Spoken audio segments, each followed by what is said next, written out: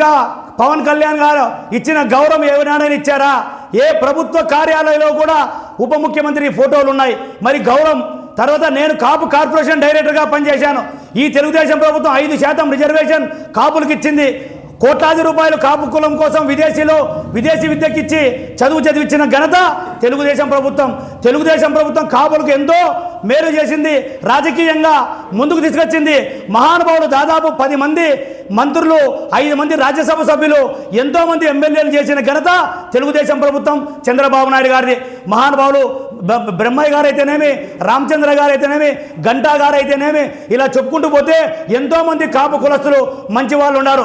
అదే డి శ్రీనివాస్ అయితేనేమి, బొత్స సత్యనారాయణ గారు అయితేనేమి, చాలామంది కాపులు ఉన్నారు. నీలా అడ్డదిడ్డంగా మాట్లాడలేదురా వెధవా. రే బ్రోకర్, ఏం మాట్లాడుతున్నారా నువ్వు? రాష్ట్రంలో కాపులు నువ్వు అమర్నాథ్ గారు అనుకుంటున్నావా ఉండేది కాపులు? రంగా గారు ఎక్కడా, నువ్వెక్కడరా? ఈరోజు వైకాపా వాళ్ళు ప్రచారం చేసుకుంటున్నారు. రంగా గారి ఫోటో పక్కన బ్రోకర్ గారి ఫోటో. రంగా గారి విగ్రహాలు విజయవాడ మొదలుకొని విజయనగరం వరకు నెలకొల్పిన ఘనత రంగా గారి చరిత్ర.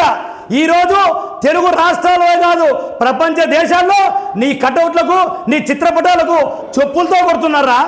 మేము కాపు కులంలో పుట్టి చాలా తప్పు, మా కులంలో పుట్టి నువ్వు తప్పు చేశావు కాబట్టి మేము సాటి కులస్తులుగా నిన్ను చెప్పుతో కొట్లాక మా చెప్పులతో మేమే కొట్టుకుంటామరా. Useless fellow, బ్రోకర్గా.